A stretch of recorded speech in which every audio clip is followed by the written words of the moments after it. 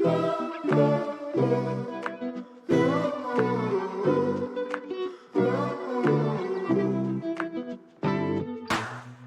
and welcome to Have You Got Your Shit Together with me, Caitlin O'Ryan, the podcast that celebrates not having your shit together. On today's episode, we have Joanne Mallon. She is an author, a podcaster, and the UK's most experienced media career coach. She trained as a coach in 2001 after a 10-year career as a TV producer for shows including GMTV and This Morning. She's an experienced journalist and also produces and hosts her own podcast, 5 Minutes to Change Your Life, one of the UK's top 5 self-improvement podcasts. Joanne writes a popular wellbeing blog, Opposable Thumbs, and her books include How to Find Joy in 5 minutes a day, Change Your Life in 5 minutes a day, and Find Your Why, a guide to finding your purpose in life. Her newest book on how to find calm is out now. It's a great stocking filler. It was such a great conversation with Joanne. You can really tell why she makes such a successful coach. She's warm and real and incredibly wise. I hope you enjoy the episode. Here's Joanne.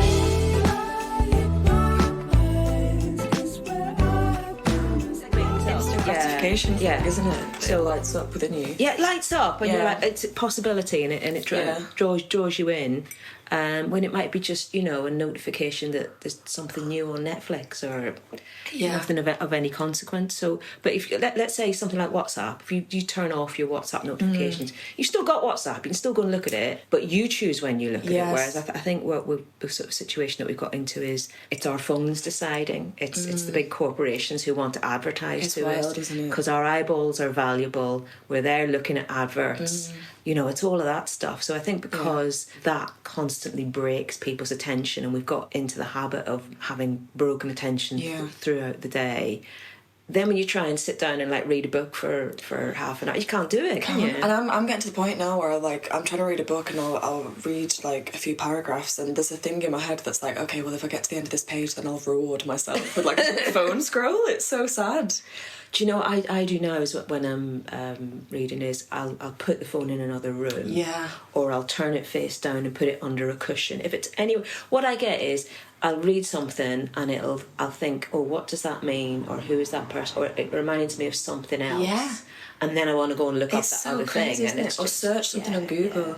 And also what I've started to find is that there's no boundaries with your accessibility anymore. So I had a time a few years ago where I was just, a lot of things had gone wrong, and I was having really bad anxiety for quite a while, and I had to completely go back to basics with all these things and just absolutely prioritise drinking water, doing exercise, sleeping, eating nutritious, just all the complete basics. It's like that Maslow's pyramid of needs, isn't it? Yes, go back completely that. And so I have quite a strict sort of evening routine that I just won't be looking at my phone. But it's difficult because like a lot of people, my phone is also my alarm clock. But I don't want to be in work mode at sort of 10 o'clock at night. So, but things like my work email, I don't have that pushed through to my phone.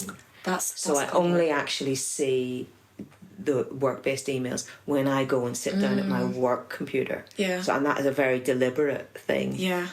Because really there's nothing that you're going to miss, if you don't go and look for an hour, half an hour, whatever.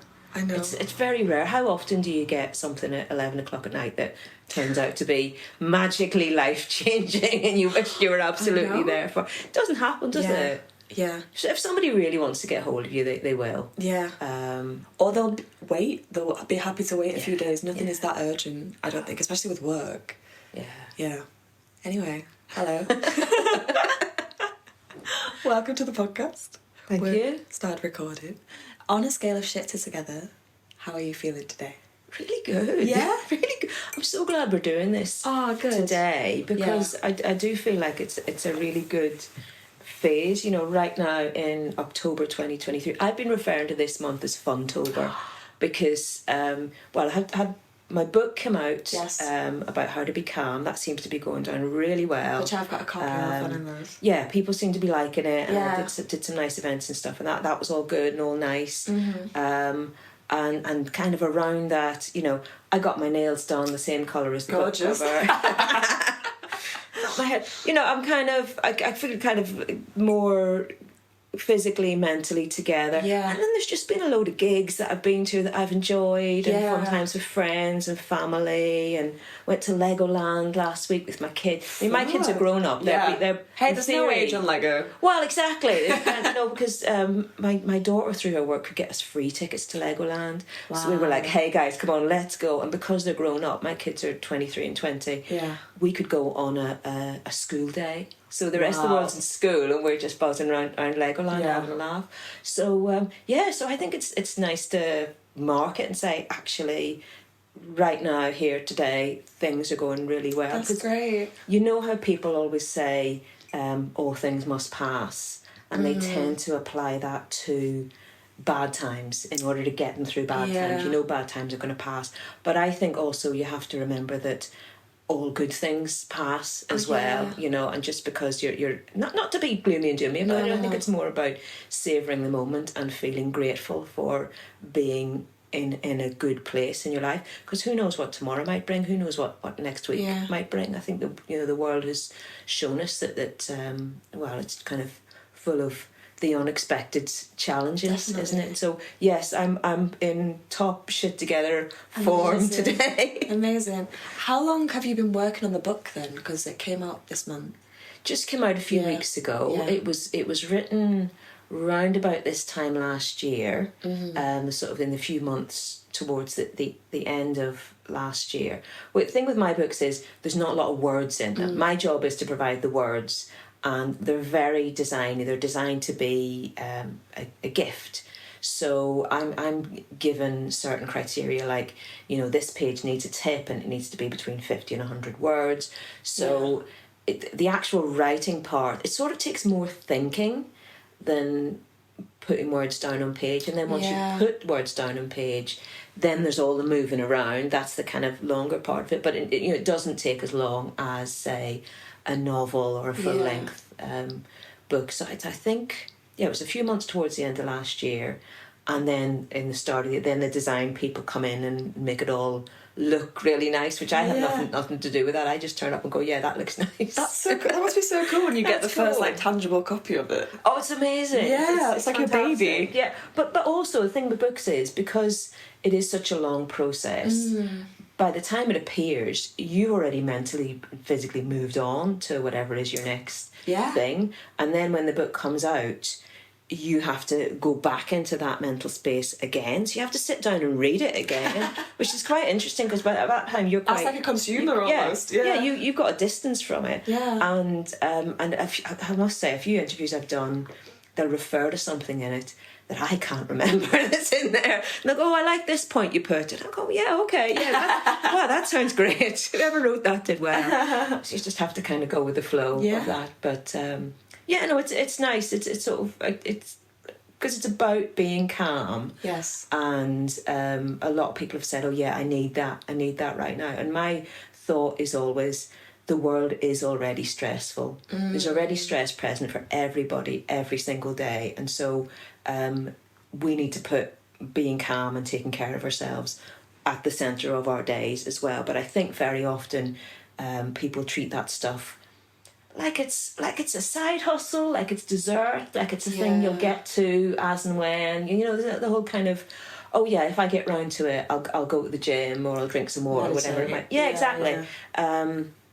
So the book has, I think 66 tips in it. Wow. I don't expect anybody to go through it and do each thing, but it's more because everybody's different. So I hope there's something in there for anybody. I mean, that and the previous books I've done, the structure is to take you through a day in your life. So it starts off with stuff you can do in the morning, goes through to the evening in the future.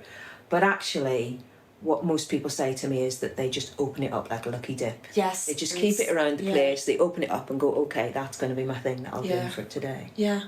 Well, I think the reason that I wanted to get you onto this podcast is because I think there's definitely parallels between, like, the have you got your shit together concept and, like, trying to reach calmness.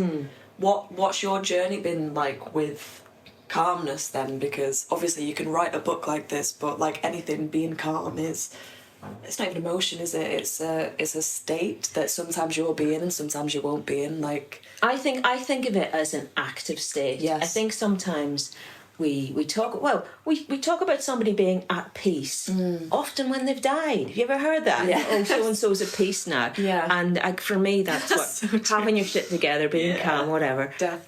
It's about being at peace. But Yeah.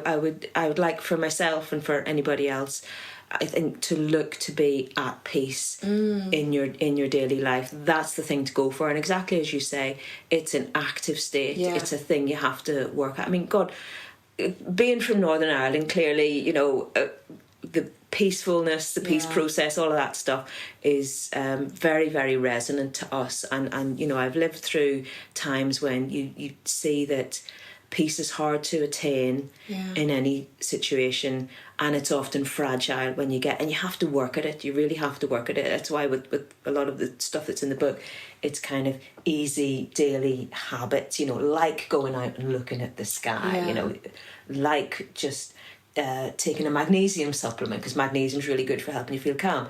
But yeah, it is it's an active thing to work at. And for me personally, people have often remarked to me that I can appear calm. Yeah. But I know in myself that there's been a difference between times when I've maybe appeared to be calm on the surface, because I'm often quite quiet and more introvert. I'm not extrovert in any way at all. You can be like the swan who appears to be gliding along, but actually underneath the surface is paddling like mad to try and keep afloat. I'm at a space now where I do feel more like it's an inner calm, like it's a genuine kind of thing that runs through me, rather than me just appearing to be calm when actually I'm kind of freaking out a bit underneath. And I think a lot of that is because I've had a few years now of, as I said, doing all these things like focusing on regular sleep, exercise, just the basics of self-care. But you have to live it. You can't write a book about how to be calm and then be a complete mess in your life. Doesn't work like that. But also part of it is just experience of life, and you see things in a broader context. A big thing with me is you don't sweat the small stuff, and you see that so much of life is just small stuff. Yeah. So there's a lot of things that just piss other people off that I'm really not that arsed about. When couples have arguments about how to load the dishwasher, all that kind of bollocks, really, who can be arsed? That's not worth your time. So I guess I'm selective about what bothers me and where I put my time, where I put my energy, and I do feel that me taking care of my health and well-being and energy is something that I'm doing for myself, but also for everybody Impacts around everyone, me. Yeah, completely. Everybody that depends on you, whether it's colleagues, friends, family, whoever, they need you to be well. So you've got to look after your own well-being. Yeah, I love that. Okay, so on that then, what does having your shit together mean to you? I think it's really what we were just saying. I think it is about being at peace, being comfortable in your own skin. I think that's a big part of it. I don't think it's about showing up all shiny in the world. It's about just being comfortable in yourself, because that's just freedom when you're not reliant on other people for how you feel. It's like we often talk about things and people pushing our buttons. So and so pushes my buttons. I really believe you have to have the buttons in the first place, and everybody's buttons are different. So really, how you feel is not dependent on others. It's dependent on you. What are your buttons? How do you deal with them? All of that kind of stuff. I think if we all kind of focused on getting our own shit together, that's what would make the biggest difference to how we relate to each other. Yeah, I really like that. Yeah, because I think knowing what triggers you with a small t, but like sets you off, and having an awareness of how you're impacted by that sort of stuff is how to equip you moving forwards, really, with engaging with the world and knowing yourself better. Yeah.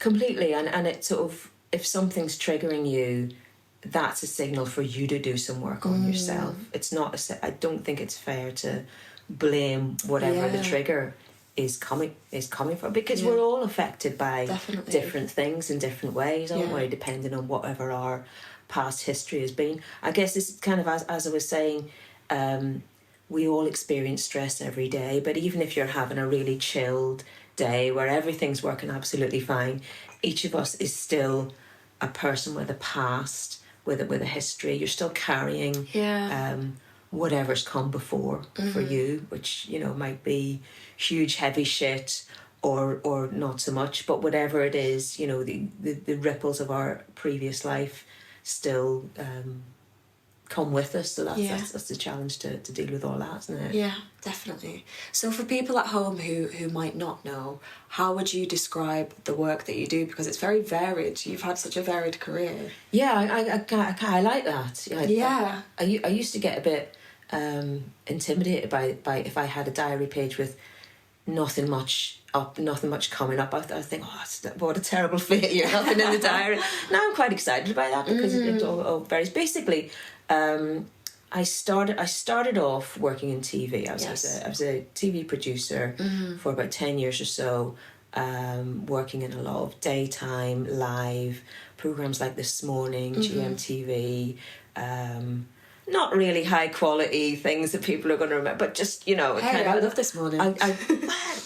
It was a very, very stressful programme to work on. I know it's been in the news recently for being a toxic workplace, and it was hugely toxic when I was there. It was the kind of place where people would be in tears every single day, and that was so normalised that nobody would ever look up and say, "Are you all right?" You'd just be, "Oh yes, so and so's crying," you know, because you knew it would be you crying. Oh my gosh! In the future, it wasn't a nice place to work. But I tell you what, after that, anytime I worked anywhere in TV, they would look at my CV and say, "Oh God, you did a year on This Morning," and it was like you'd been in the war. Oh my God.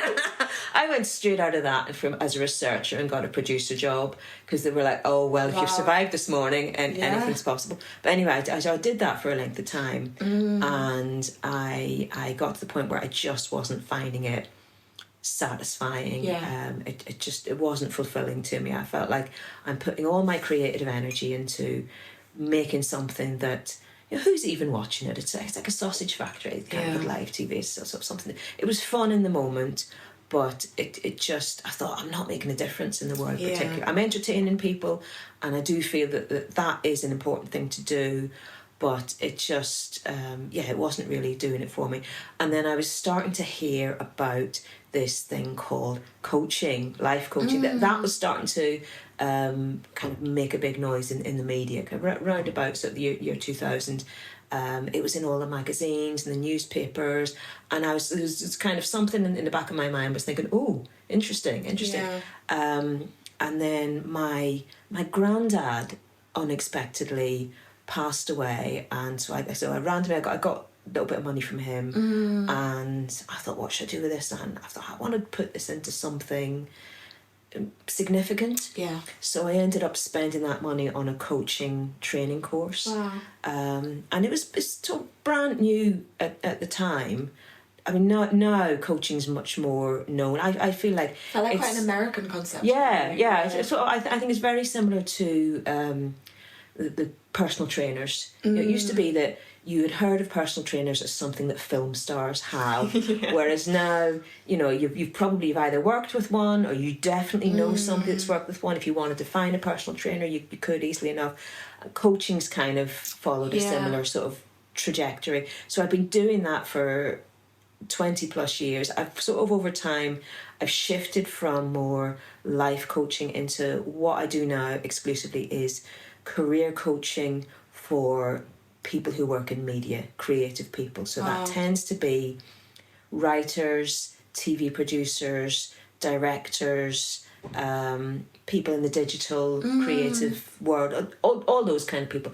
Because over time, as I've been doing the coaching, I've never done that 100%. So I've always, as well as that, done writing, and now I'm writing books. I worked as a social media manager for Warner Brothers for a while.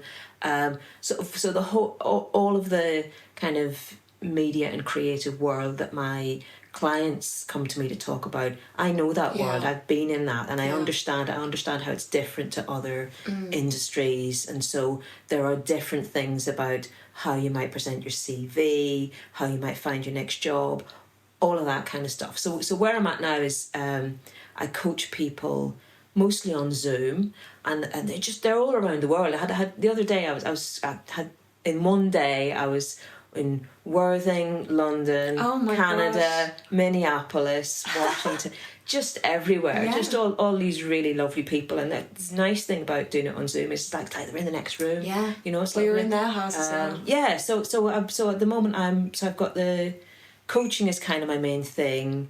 And then I do the books, I would say, are more kind of wellbeing, life coaching sort of things. The most recent one is How to Find Calm in 5 minutes a day, and the previous one was How to Find Joy in 5 minutes a day. And then as an off spin from that, I started doing a podcast last year, which is called 5 Minutes to Change Your Life, which is kind of unusual in that it is only 5 minutes long. And the idea is that each episode has got a tip or a something that will change your life in a positive way. Because I wanted to do it, and I felt like there's an awful lot of very long podcasts. Welcome. Which is great, you know, it's nice to have these sort of long conversations, but sometimes you just want something pretty quick. And sort of these quick practical things, that seems to have become quite a niche for me. So it's always something different. Great. Every day is different. But yeah, it's a nice space to be in. Because the nice thing about coaching is a coaching session always ends in a really positive place. I think the popular image of coaching is that it's some kind of charismatic individual giving advice, to, telling them how to live their life. It's not like that at all. It's about questioning people, very deep listening. So you're listening beyond the words that a person uses. You're looking for their body language, their tone, all of that. But you're trying to, as an objective outsider, take them to a more positive place of possibility.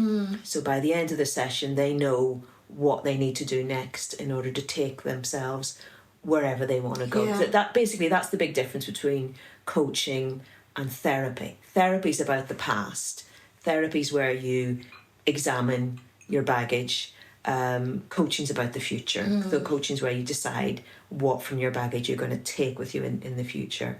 I really enjoy that. That's so interesting. What I love about the fact that you're doing it with like particularly creative people is because I think within creative pursuits, I can only speak for myself really, is that there is a lack of control that you feel because you are kind of at the whim of your career. So, for example, being an actor, like, I can't really control where I'm going to get the work or what I'm going to get cast in and all these things. Or if you're writing, you can't really control whether someone's going to like what you write because it's also subjective. And I think that can feel really disempowering sometimes because you're kind of...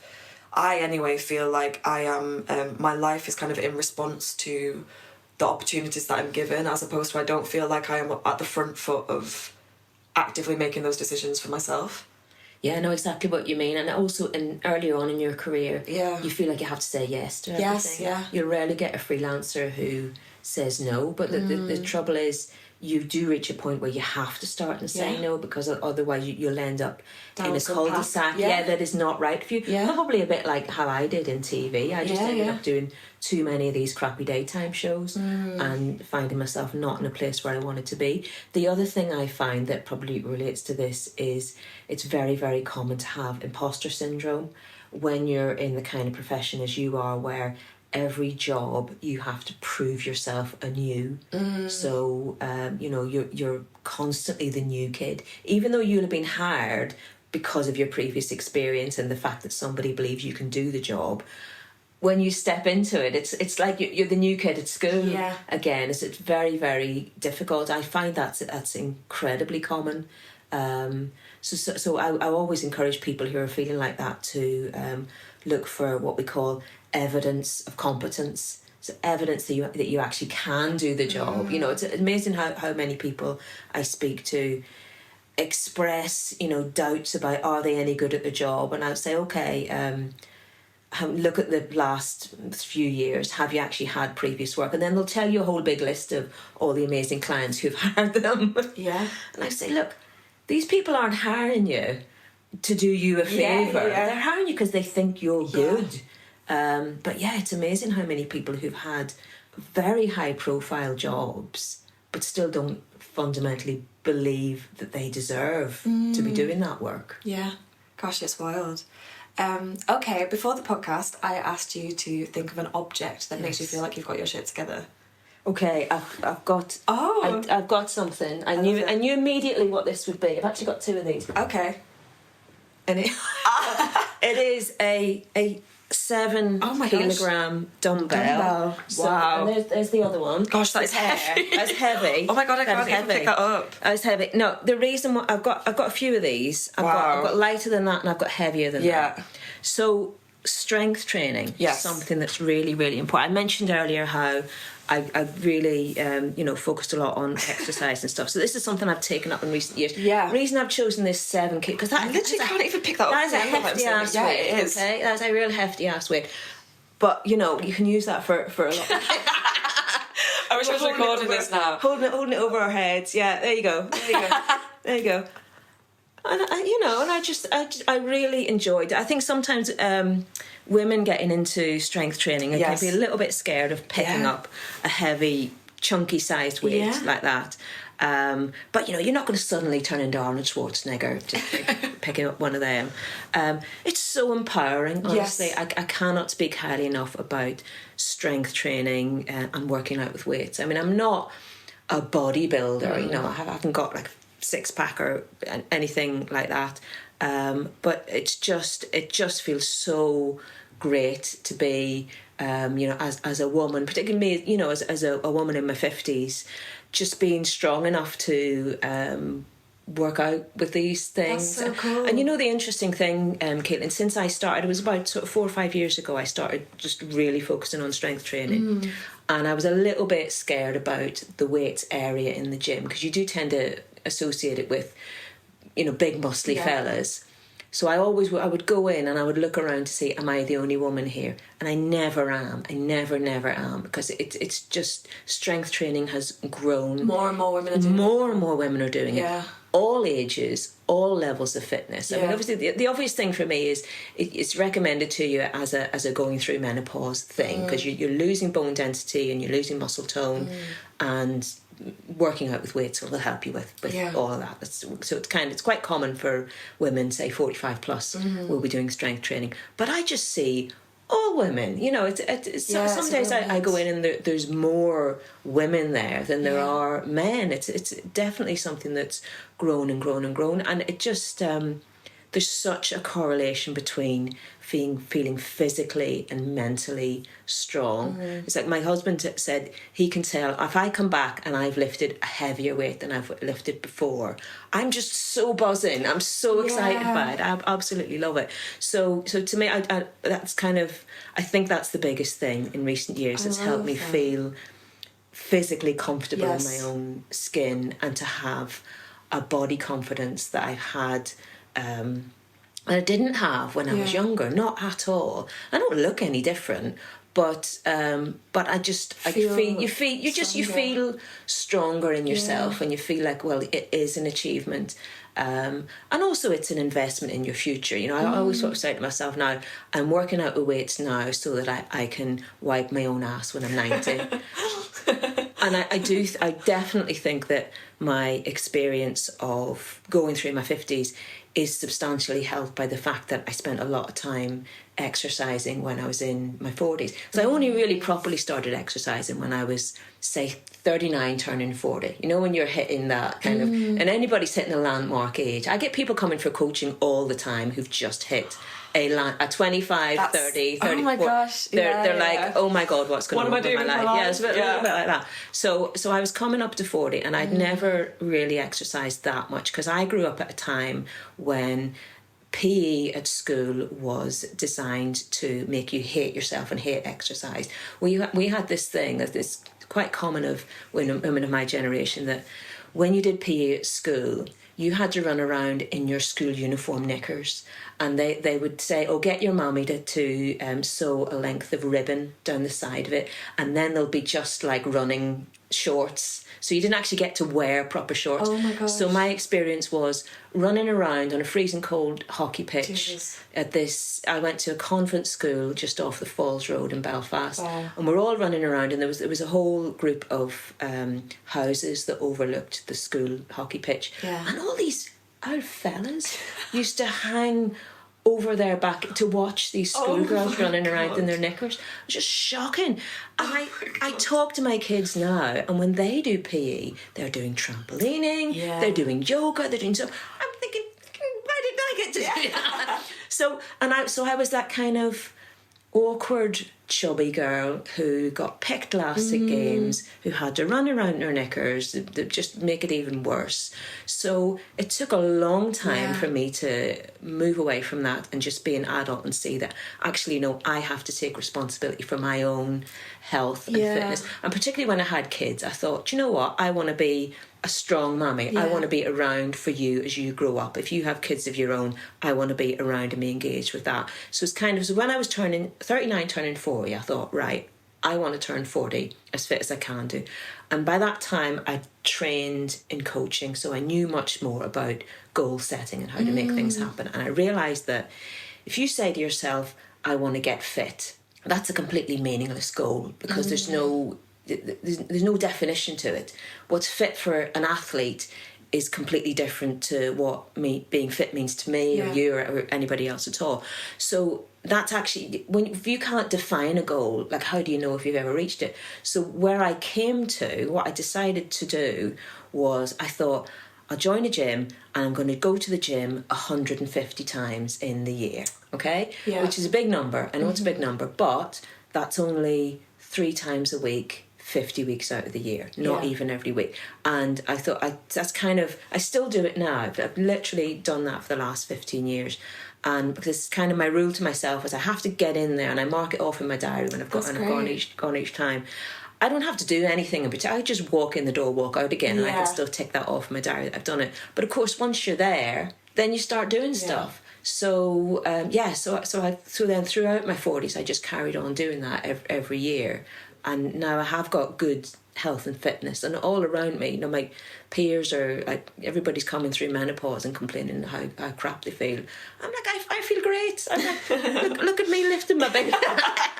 But aren't you glad I didn't bring down the 15 kilo? Because I do have one of those. Yeah. I prefer working out in the gym. The reason I have these at home is because of the dreaded lockdown. I had to do it at home, which I didn't enjoy at all. But I sort of felt like the pandemic and the lockdown took so much away from us, and I thought, I've spent years building up my fitness.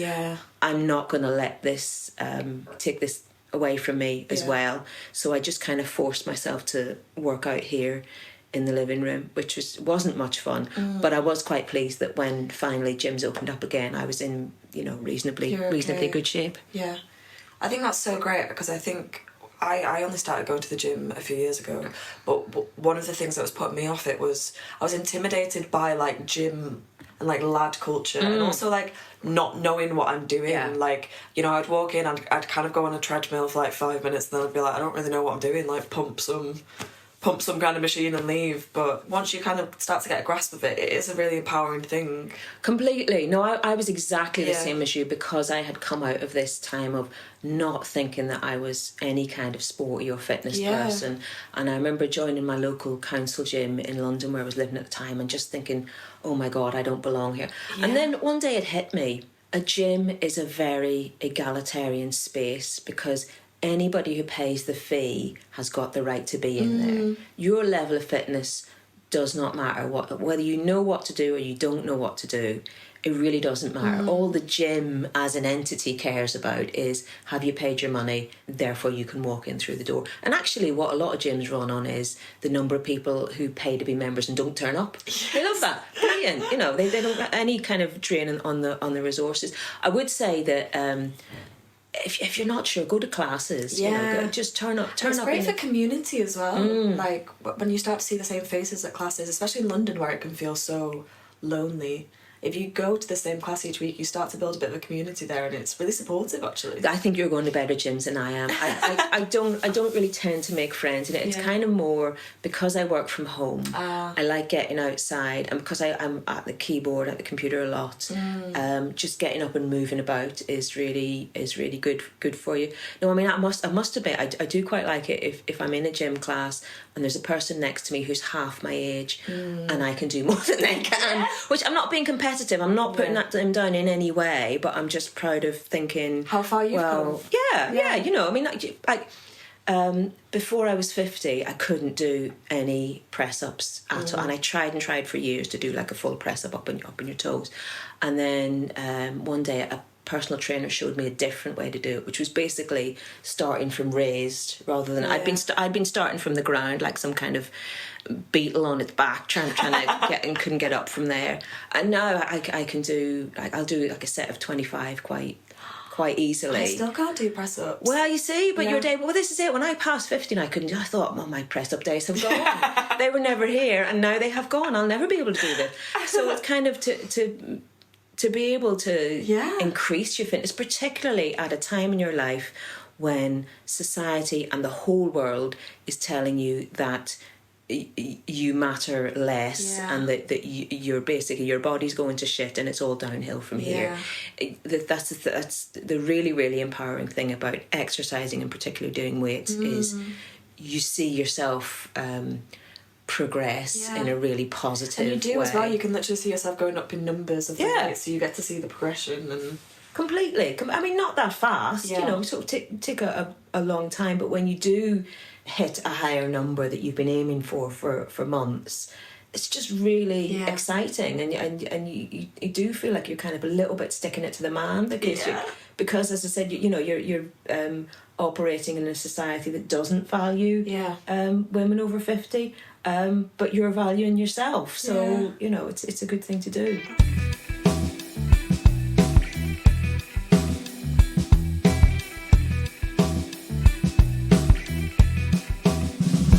Okay, a time in your life where you felt like you really had your shit together. And I had my shit together. Gosh, I mean, I feel like right now is pretty good. I definitely. There's a difference between appearing to have your shit together and feeling it. I'm feeling it, and I do feel like right now I do feel like it's happening. I'm looking around for what is the next big project going to be, and I don't know that, and I'm trying to. That's my challenge, is to be calm within that. Do you find that an exciting prospect, or does that kind of trigger some anxiety in terms of there's a little bit of anxiety with it, because part of you is thinking, well, what if that was it? Yes. What if that was the best bit? I had a lovely 2 book launch events, because I've done a number of books, but I've never actually done a book launch before, and I had these 2 lovely evenings with fantastic people around, and I did a conversation with my good friend Rachel, who's a Pilates YouTuber. I tell you what, she's really inspiring, because she's the girl with the Pilates mat on YouTube, and she, just an incredible fitness influencer in her 50s. So and I feel like more of us being visible is good for all women. But anyway, me and Rachel had a lovely conversation. It was a fantastic night, but part of me was thinking, oh, what if this is it? What if it's all downhill from here? But you don't know. You never know. Whatever's around the corner could be something exciting, or it could be more of a challenge. I do focus on every day. I kind of stop and think about what I'm grateful for, and there's always something. I think that's another thing that's really makes a difference if you want to start and feel more positive. So there is part of me thinking, oh, what if there's nothing? But really, if I look at, again, going back to this thing of evidence of confidence, if I look at the evidence of the last few years, even when there's times when things have been quiet and I've felt like nothing's happening something interesting is always out there. My first of this recent run of books that I've been doing, that nearly didn't happen because the email from the publisher went into my spam folder. No. And it was only because I remember it very well. It was like a Monday afternoon. Nothing was happening. I'm kind of sat there with tumbleweed in my office going, what has gone wrong? Something's gone wrong here. I mean, it must have been a bad day. If you start looking in your spam folder, thinking, well, there must be something. What have I missed? And sure enough, in my spam folder was an email from this publisher who I had contacted before. I had introduced myself, so I had started to make it happen and not heard anything back from them. But I think you've always got to be planting seeds, and you never know when they're going to flourish. And so she'd emailed me and said, we've got this book called Change Your Life in 5 Minutes a Day, which would be good for you. And I'm reading this thinking, it would be perfect for me if it wasn't in a spam folder. And then there was another email from her like 3 weeks later going, just checking you got my email. Yeah. And I'm thinking, I would have got your email if I hadn't, because the second one had gone to spam as well. Wild. But luckily, having written books before, my husband's a writer as well, I know that the publishing world does run very slowly. Okay. So actually not having got back to them in 3 weeks wasn't, it was fine. And I was able to kind of salve it. It hadn't gone anywhere else. But I do often think about, well, what if I hadn't seen it, which I could easily not have seen it. But it was my instinct to look, and I am very big on instinct. Very big. Your instinct is your inner wisdom, and they talk about gut instinct, and there's a lot like nerve endings and stuff within your stomach, and some scientists refer to it, the stomach, as the second brain. Wow. So when you're getting those kind of gut instinct messages, you've got to follow them. It's like the most animal instinct, I think. It really is, and I honestly think that your gut instinct will always steer you right. Always. So I kind of, if I'm having a moment where I'm just not sure, I'm feeling, I do kind of stop and put my hand on my stomach and say, okay, what is my instinct telling me now? And just listen for whatever it might be, and then that's what I'll follow, even if sometimes it doesn't make a lot of sense on the surface. Eventually it'll, you'll find out whatever it's meant to tell you. I like that. So you're feeling like now is a time where you have your shit together, kind of what you were saying before, because you've got projects coming out and you're able to go to gigs and, like, I guess getting the balance of joy and work and achievement. Yeah, I mean, I'm enjoying the freedom that I have now in life. My children were younger. There was just a lot of staying at home and not going to any gigs for years and years. And as soon as the oldest child got old enough to babysit, I was very happy to do so. It wasn't like I was kind of dumping him with a bag of crisps and running out the door. It was maybe a little bit.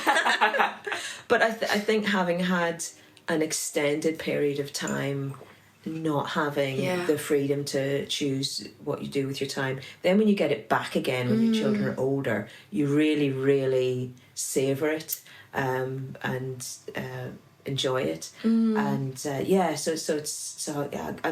I go to a lot of gigs now. I found that was the big thing that I really missed during lockdown times, was kind of live things happening in the room. I'm a big fan of just being in the room. I mean, I'm conscious, having just run 2 events for the book, how people are still quite nervous about turning up for things. I had to kind of stop myself getting a bit miffed at how flaky people would be.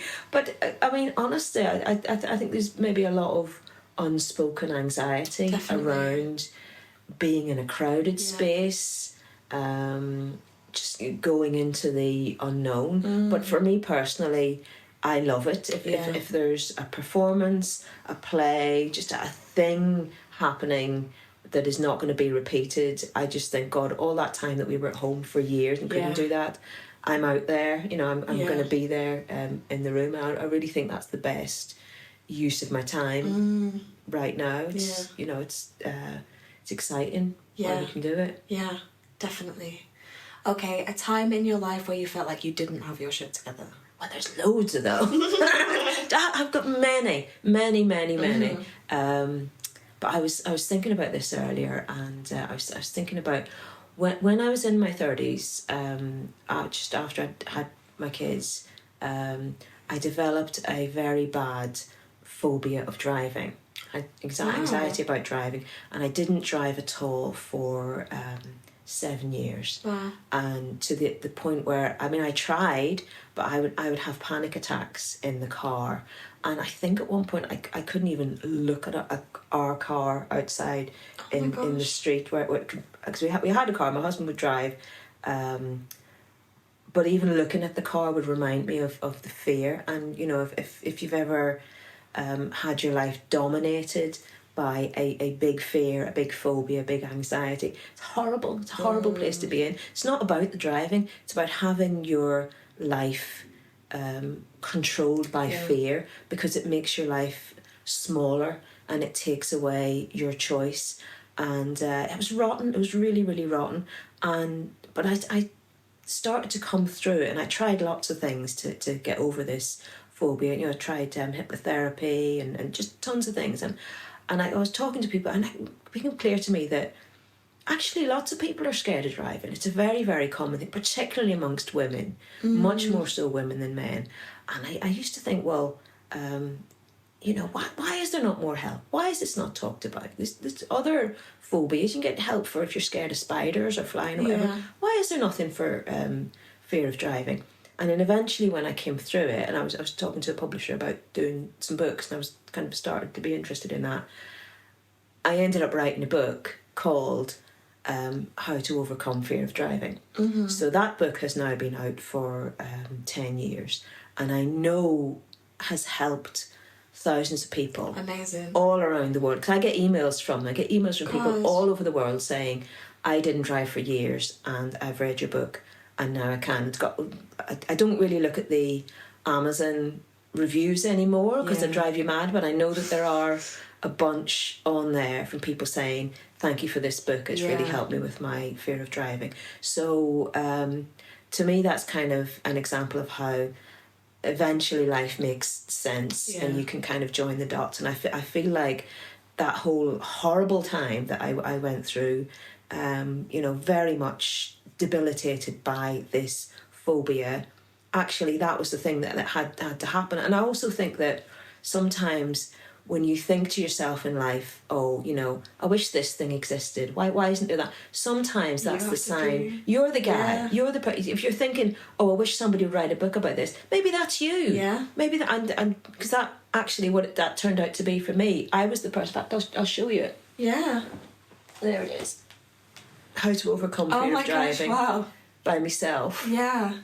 Very small publisher, terrible cover, but I quite like the cover. It's well, not rude. Well, it's all right. It's not one of my better ones, but you know, I just I do feel genuinely very proud of that I made something good out of the shitty time that I was in and the shitty experience that I had. So and actually now I'm a very happy driver since my kids being at university. You find yourself having to go on a lot of motorways all around the UK, and that's something that I'm grateful for every time, that I can just quite happily get into the car, drive wherever I need to go to, because I'm free now. I don't have that fear anymore. And was that fear triggered by having kids and like? Yes, I mean there's different factors involved, but a big thing was basically when I was a small child, I fell out of a car on the motorway in Belfast, and that was really terrifying. And then when I had my daughter, suddenly you're responsible for this, and it just I really think that was a big part that was part of it. But also whether or not your parents drive makes a big difference, or if particularly if my mother never drove and is a very, very anxious passenger. If you think of when you're a child and you're in the back of the car, whatever's going on in the front seats with your parents or whoever's driving, that's incredibly influential. Yeah. That's a big factor as well. So yeah, those are the kind of main things I think that made a difference. But yeah, it's incredibly common. I mean, I researching it for the book, I reckon that maybe as many as 1 in 3 people have got some degree of anxiety around driving. Because some people it's quite rational as well. I mean, obviously it can be irrational where it becomes debilitating, but you're driving a piece of machinery that could cause damage if it's used incorrectly. That, you know. Yeah, and you get some people who are fine driving in certain circumstances, but not in others. Like, they might not like driving over bridges or driving at night or going in the motorway. And I think, we all assume that other people can do it well, when actually there's loads of people out driving who are also quite frightened about it. It's a bit like going back to feeling calm. I think we often assume that other people are calmer than we are, don't we? We assume that other people have got their shit together much more than we have. Yeah. But what you're doing there is you're comparing your insides with somebody else's outsides. Yes. And, that's so it's true. different things, isn't it? Yeah. So what was it that helped you with driving then? Was it the act of writing, or was it just, I went and took a bunch of refresher lessons. Right. That made a difference. Because I felt safer then. Like exposure. Yeah, being in a car that had 2 sets of controls, so I knew that it wasn't just me in control. And because I already had my driving licence, I was able to say to the instructor, okay, I just want to drive to the shops and back. Or, like, we live near quite a busy roundabout, and I spent a whole lesson driving onto this roundabout, going around and up and back again. Yeah. So I did these lessons in the places that I wanted to drive. But I did a lot of just sitting in the car. I talk about this a lot in the book. You're sort of trying to move it from a place that your muscle memory associates with fear and into a place that you associate with happiness and just feeling calm and relaxed. So I would go and just sit in the car, and I still, really encourage people to do this. Just sit there, feel the fear, but let it go. Sit there and listen to some music that you like. Music's quite a big thing. I've got a big Spotify playlist of driving songs, which they're all kind of calming bangers that I only listen to it in the car, and it's all just kind of nice songs that you can sing along to, that don't have any kind of scary lyrics within them. Like, I love the Pet Shop Boys, and one of the songs on my list is Go West. So that's, if you're driving west, that's what you want to be playing.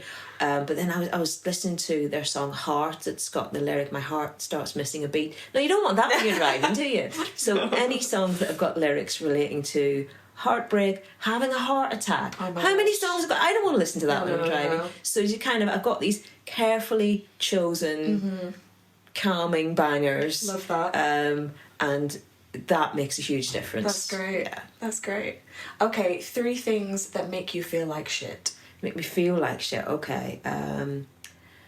Ultra processed food. Okay. Have you come across this book, Ultra Processed People? That's no. Oh my God, it'll just put you off everything in the supermarket. Oh God. And I found, as I got older, just your body changes in terms of how it just deals with stuff, digests things. Most women, you get older, you can't handle booze so much.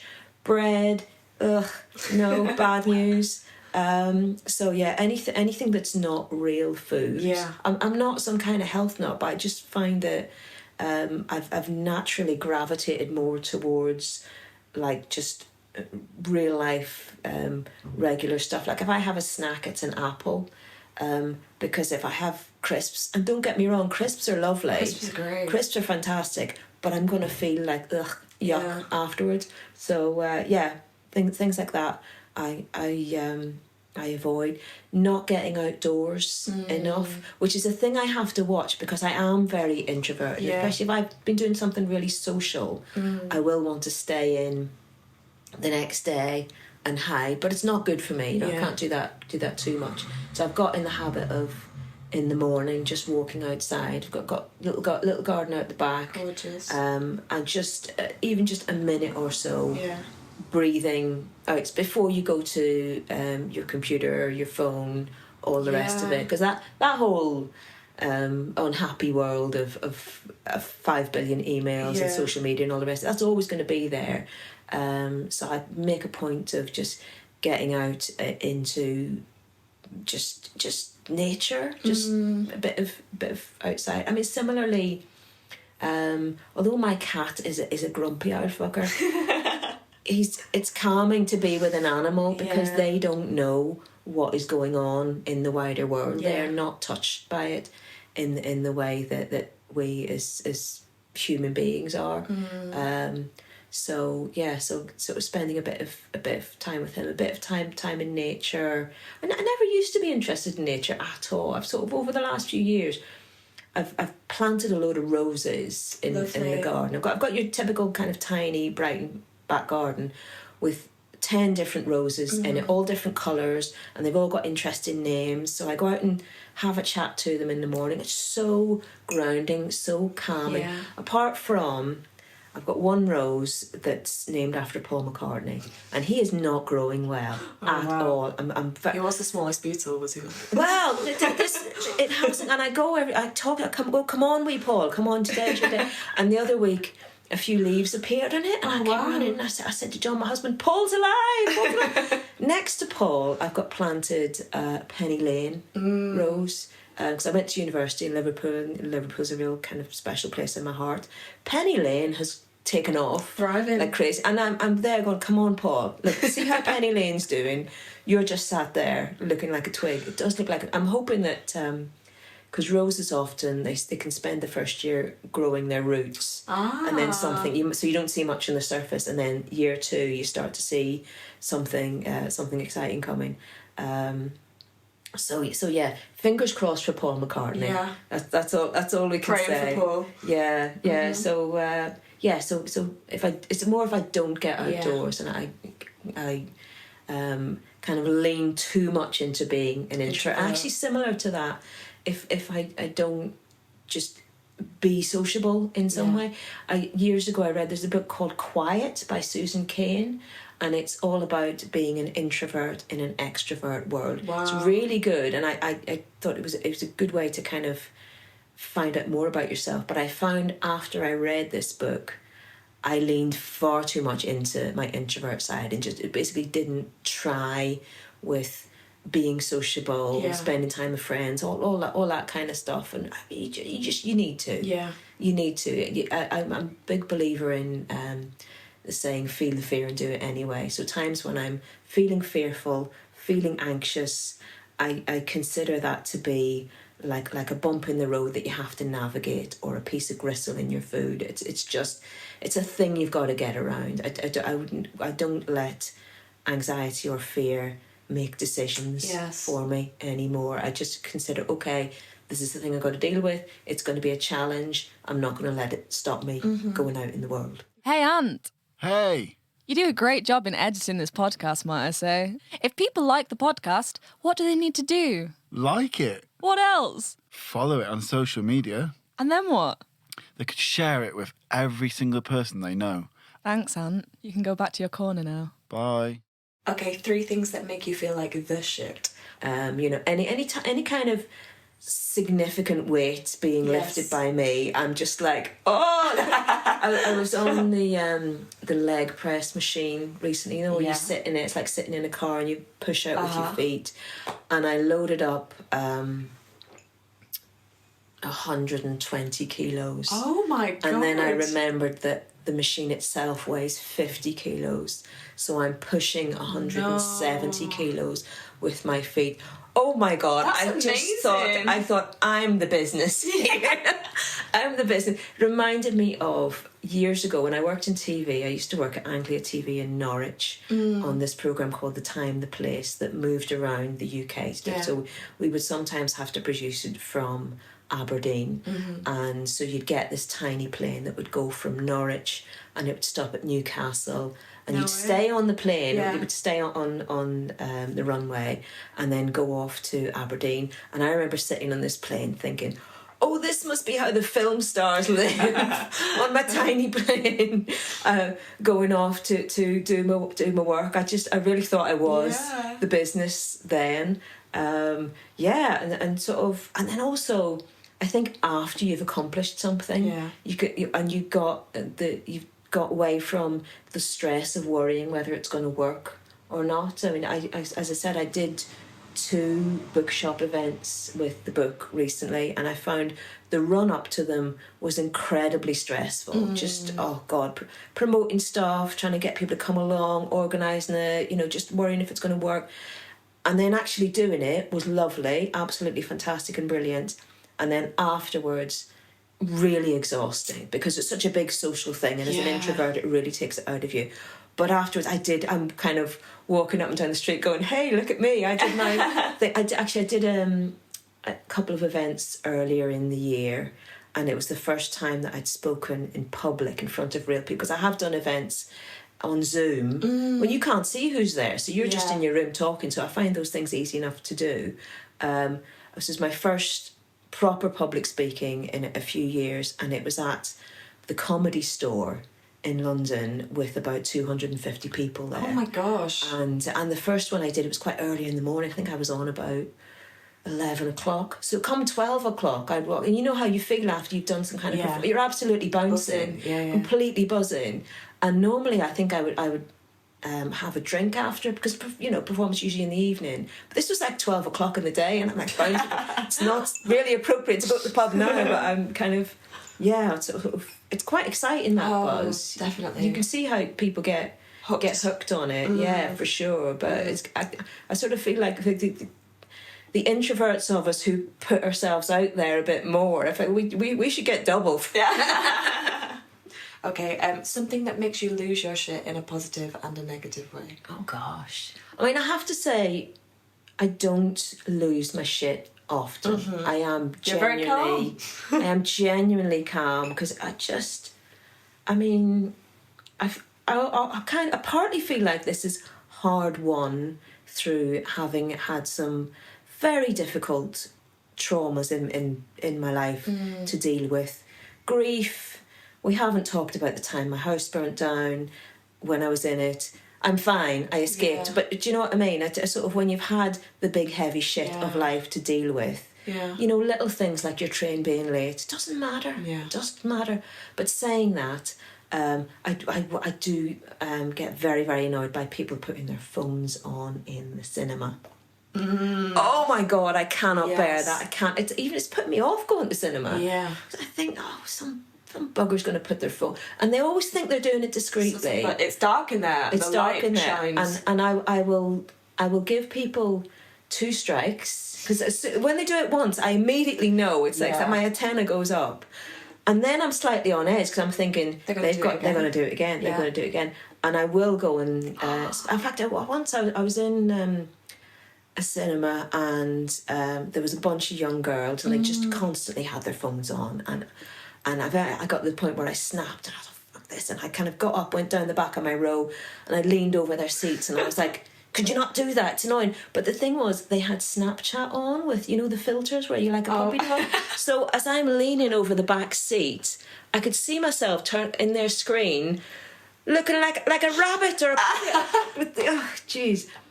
But to be fair to them, these young, they came up and apologised afterwards and said, look, we didn't know, we didn't realise. Yeah. Fair enough. How do you not know when you're in the cinema? I don't know. I think people are so used to mostly watching films at home. Yes. Yeah. Just not used to being out in the world. It's the attention span thing. It is, isn't it? It is. But I must admit, sometimes, because I wear a Fitbit, sometimes I'll move my hand in the cinema and the light of it goes on. I think, oh my God. I'm one of those people that sorry. I don't want to be. Yeah. Well, it really put me off. I wanted to see Barbie recently. Yes. There's so much chat about it, but I thought, I bet you that's a film that people are going to have their phones on definitely during it. Yeah. No, but to me, I was at a gig last week, the Waterboys, and one of their people plays a keytar. It's like a big keyboard that sounds like a guitar, And he was always fantastic, it was amazing. And I could see the guy in the row in front of us got his phone out and Googled keytar. He didn't know what it was. And he had up the Wikipedia page for keytar. And then afterwards, we were in the after party and we met the keytar player and we were like, there was a guy Googling the keytar. He thought it was hilarious. Yeah. He thought it was amazing that, you know, somebody was reading up on it. That's so whilst funny. It's on the stage. There, you know. That's what it is. Be in the moment, yeah. Yes, So yeah. I suppose it's a negative thing that does annoy me a bit, but equally it reminds me to be in the moment. Yes. It's you know, it's that thing Gandhi said of you be the change you want to see in the world. If you want people to be more in the moment, you be more in the moment. You want the world to be more peaceful, you start and be more peaceful. So I try and take a positive lesson out of it. It's that thing of somebody's pushing my buttons. What is that all about? And what is that I need to deal with first and foremost? Because I can't change how other people behave. I can only change how I behave and how I react to things. So it's what it all goes back to, doesn't it? Yeah. And something that makes you lose your shit in a positive way. I think that's it. It's kind of if something triggers a reaction with me, I aim to be curious about that. I think that's more positive than just being pissed off about it. Is to be curious and say, okay, that's made me lose my shit. What's that about? Yeah. What's that a connection to? What's that reminding me of? Is there something that I maybe haven't processed as much as I should? Is it maybe a reminder that I'm at a lower ebb? Maybe I need to pay attention to getting more sleep. You know how when you're at a lower ebb, it doesn't take much to set you off. You know, what do I need to sort of take care of me so that I'm dealing with, you know, the constant stress and whatever's going on in the world in a more positive way.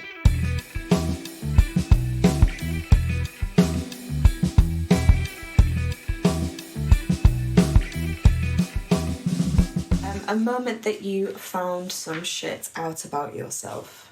I'm thinking of, actually, funnily enough, this makes me think about lockdown and pandemic time, which obviously was a horrible, horrible time.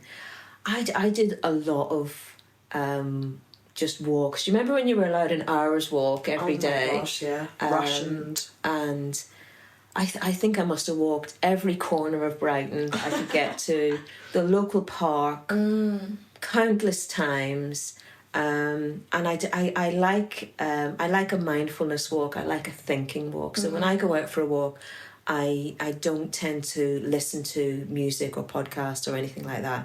I just try and process my stuff. Yeah. So I did a lot of these walks, processing my stuff and thinking about where am I at in life, what is going well, what is not going well. Because I felt like there was a lot of good stuff that came out in that I was really happy with where my family and my relationship was at. Because, you know, we were all in the house here together, nothing else going on. And at the start of it, I did think, God, I know we're all quite introvert. Are we going to just start annoying each other? and you know, but we didn't. We all got on great, and we still chose to spend time together. We just obviously we go out for walks by ourselves, but equally we go out for walks together, and even things like our grumpy old cat. He was nice to spend time with, because he was one of the few living beings that wasn't affected by the pandemic. He didn't know what was going on. He could I think that's why everybody got a dog during the sort of lockdown, because animals are great for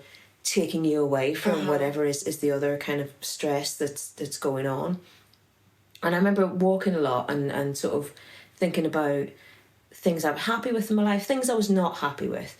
And I landed on this question of what would it take for me to be at peace with that stuff. And I thought, but I can just decide. I'm going to be at peace with particularly the early part of my life when I lived in Belfast and there was just a lot of very heavy shit to deal with. I thought, you know, I can just decide to be at peace, you know, and in doing that I give myself freedom, and I find that was a nice thing to settle on. So it was almost like I was giving myself therapy, which it's working as a coach. You do realise which questions hit home with people and which don't. So you can start to ask them of yourself and try and take yourself to a more evolved place. But yeah, I really recommend a good hearty walk. Yeah. Not listening to anything other than whatever is going on in your own head. And actually this reminds me of something that came up in the Calm book, that any type of repeated physical movement is very calming. I mean, we mentioned meditation. So many people are just put off meditation. I think if you're into meditation, you'd already be doing it. Yeah. But you can access that kind of meditative state by doing something that is repetitive. It's like flow state. Yes, that's exactly it. So walking, running, sewing, doing a jigsaw, cutting vegetables, cooking, anything like that will take you into that sort of calming, meditative flow state. And then when you come out of it, you're just in such a better place to deal with life. Yeah. I had a time recently, a few months ago, where I was going through a phase of feeling quite anxious every day. And I was spending a lot of time on my own, and I was thinking, gosh, why don't I feel peaceful? I just feel like I'm like, my thoughts are so busy and I'm like running, trying to process things. And then I kind of realised that even though I was on my own and like I was journaling and stuff like that, I was still constantly consuming something, because if I was on my own in the house, I'd be listening to a podcast, or if I was going for a walk, I'd be listening to music. Like, my brain just felt so busy and stimulated constantly. And I think when I realised that I was still consuming information, like I wasn't scrolling on my phone, but it was still entering into my ears in that way. And then I realised that, and I was like, God, I just need to have like a quiet day. And I like turned everything off and went for a walk and like listened to the birds, and it was really grounding and really beneficial. Yeah, because you can't keep on just overloading yourself. Yeah, you have to find a time to process. But the world is very stimulating, and an awful lot of people will feel quite anxious when they go into somewhere like, let's say, a supermarket or a shopping centre. Yeah. Because if you think about it, all those places are designed to sell you something, because that's what they exist for. And by selling you something, they're giving you the message that you are lacking. You're lacking these shoes, this book, whatever it might be. And that's quite a corrosive message, isn't it? So, I think I suppose the point that I would make is, don't wait until you feel like that. Yeah. Start and do those things first. Maybe identify for yourself where is the most calming place that you can get to quite easily. Is there a park, an art gallery, a library? Just go. We're lucky in Brighton here, being so close to the sea. If you've got a place that is physically calm, if you go there, you can absorb some of that atmosphere, even if you're not actually feeling it in yourself. But yeah, I mean, you're absolutely right. It doesn't help to be taking in just loads of stuff. I mean, I think if you can go for a walk and leave your phone at home, although I've mentioned this to people and they've just looked appalled. Oh no, what if there was an emergency? Can't possibly. Go for a 10-minute walk, leaving your phone at home. You'll be fine. You'll be fine. Gosh. Okay, shittest piece of advice you've received. Do you know, I was thinking about this, and it's difficult, because when you're a coach, people don't tend to give you advice. They come to you for advice. Yeah. So you're the shit advice. Well, yeah, maybe I am. But that's the thing. Coaching isn't really about giving advice. It's, as I said before, it's about questioning, it's about listening. I do remember when I was at school and I went to see the careers advisor, and she ran through all my things, my exams and stuff, and she said, Joanne, have you thought about being an actuary? What's that? I still don't know what it is. Yeah. I looked it up the other day, and they do earn a lot of money, so maybe I've gone a bit wrong there. It's something financial. It's working things out in business. What it is something where you'd have to wear a suit and turn up to a grey office, which is really not me. So it's kind of, I don't know where she got that from, but certainly when I was younger, there was very much a focus on getting a proper job. And even if you were at heart a creative person who wanted to do something more exciting and stimulating, you maybe saved that for when you were retired, but you did the boring job throughout your life. And I left school when I was 17 and went to work in the civil service. So I've done my time in a grey office. I know that it's not for me, And, you know, I did A-levels at night classes then to get to university. So it was a long, hard kind of road to go on. But I think these days we all know the job for life has long since gone. We'll all do lots of different things throughout our lives. And really, life's too short not to follow what's in your heart and, you know, do your creative stuff. Yeah. If that's what you feel drawn to. Maybe it'll become your full-time job, maybe it won't. But it still deserves a place in your life. Yeah. Yeah. So yeah, don't listen to people who are trying to don't be an actuary. push you into a grey box. Unless you actually want to. Yeah. Okay, shit you wish you'd known sooner. I don't know. I mean, I think because I get a lot of joy out of exercise. Yeah. I wish that I'd felt a way to be free within that when I was younger. When I was younger, I was just very, very physically self-conscious for a long, long time, and not in any way comfortable in my own skin. I was, you know, I was the girl that would hide at the back, didn't want photographs taken. Yeah.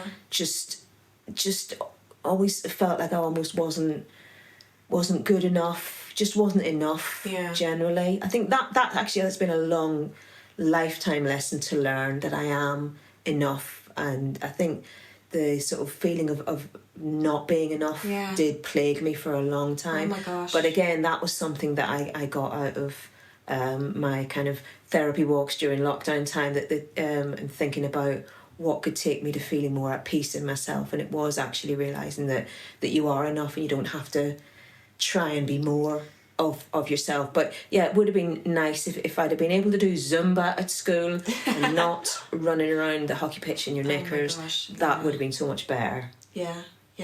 I definitely think that is a journey that I'm on in terms of knowing that you're enough, learning not to people please, don't worry so much about what everyone thinks about you. Like, I think that comes with age. And I see it in my parents, how it's still a journey for them trying to reach that as well. Yeah. It's a lifelong journey, but with anything like that, the first step is to recognise that it's going on. So if you reach the point where you realise these things are an issue for you, it'll start to unfold and you can deal with it. It's when, I mean, people pleasing is such a common thing, I think, especially for women. Yes, definitely. You know, you're trying to fix the world. Yeah. But so many people do it and they don't think it's a good thing. Oh, I know. But you burn yourself out. Well, but also, one thing that helped me switch my thinking on that was I did some training in transactional analysis, and they were talking about how for you to be the rescuer and to help other people, that means somebody else has to be the victim. Wow. So that means you are not having an adult to adult conversation. So and I thought, oh shit, I want to be the rescuer. Yeah. Being the rescuer is nice, you know, helping people and people say blah blah, but I don't want to make other people the victim. No, and you can say that's quite a bad dynamic. Yes. So that really helped me to just step away from that. So I aim for just, you know, being adult to adult. Yes. Even though obviously I meet a lot of people for whom I'm old enough that I could be their parent, but that doesn't mean that I am their parent. It's kind of it is a bit of an issue as you get older, because you meet other people and they see in you, they cast you you as like their mum. You think you're the mummy's age, and so whatever issues they've got with their mummy, they come to the fore. But again, that's their stuff. You can't do anything about that. All you can do is treat them as a fellow adult with respect, and hope that, you know, that it'll kind of level itself out. But I think, being aware of if you've got too much tendency to be a rescuer, that's the first step in not doing it anymore. Gosh, that's fascinating. Okay, we're at the point of a shit shot. This is a photo that to the outside eye would have looked like you had your shit together, but at the actual time, you definitely didn't. Right, I've proved. I'm going to show you this. So first, before I show you this, do you know much of Twin Peaks? David Lynch's I've never series. seen it, but I've heard a lot about it. Okay, so in Twin Peaks, I was mad Twin Peaks fan, and there's this character called the Log Lady. Typical David Lynch, she carries a log around and she says kind of wise things, and she's absolutely amazing. So my shit shot is actually the day I met The Log Lady. Oh my Which gosh. was in 2010. She's actually she's sadly passed away now. Oh. She's an actress called Catherine Coulson, Oh. and you'll see she's carrying a little tiny log which she would carry around. I'm Just for these very I'm moments. holding a slice of cherry pie. Cherry pie is a big thing in the Twin Peaks world, and this was the first Twin Peaks convention in London. And you can see I'm like happy, but I'm freaking out, going, it's the fucking log lady, it's the log lady. And you know, I've worked with lots of high profile people, and I still now in my coaching I very often coach high profile people. I am not fazed in the slightest by celebrity, fame. Yeah. You're just normal people, you know, they just piss and shit like the rest of us. Yeah. But when I met the log lady, I was like, oh. I'll tell you a funny story about that. At the Twin Peaks convention, they had these people doing cabaret, and one of them was a log lady stripper. So the log lady's character, she dresses very sort of dowdy, conventional. Think of like a secretary sort of thing. And she's quite a distinctive look with a bob and glasses and the log. So this log lady stripper, she's doing a sexy dance with her log. She takes her top off, she's rubbing the log all around her boobs and everything. Right that minute she's doing that, who enters the auditorium at the back of the room but Catherine Coulson, the actual log lady. Oh my god. Wow. To see her it's the log lady stripper. And because I was sat there, I saw her coming in, and that's when that picture was taken, we talked about that, and I was like, did you see that log lady stripper? And she's like, wow. It's scarred into my mind, that. But you know what? She was so charming. She was lovely. I think she realised that everybody was kind of freaking out, going, oh my God, it's the log lady. And was just lovely. And it just shows how... you know, we all have an opportunity to set the tone, put other people at their ease, and she was just delightful. That's hilarious. Having no concept of what Twin Peaks is about, I feel like I need to go and Google it. You do, why is a woman carrying a log everywhere? Why is a woman? To be honest, you could watch So many all of questions. it, and you still won't find out why. But that's not how David Lynch operates. It just is. There just is a woman with a log, and she shares her wisdoms. Amazing. I love that for her. Okay, Joanne, have you got your shit together? I think I pretty much have. Yeah. Finally, at the age of 54. Yeah. You're definitely in the era of having it together. Yeah. That's so great. Thank you. Thank you so much for coming on the podcast. Yeah, thank you for having me. Thank you. It's been terrific. Yay.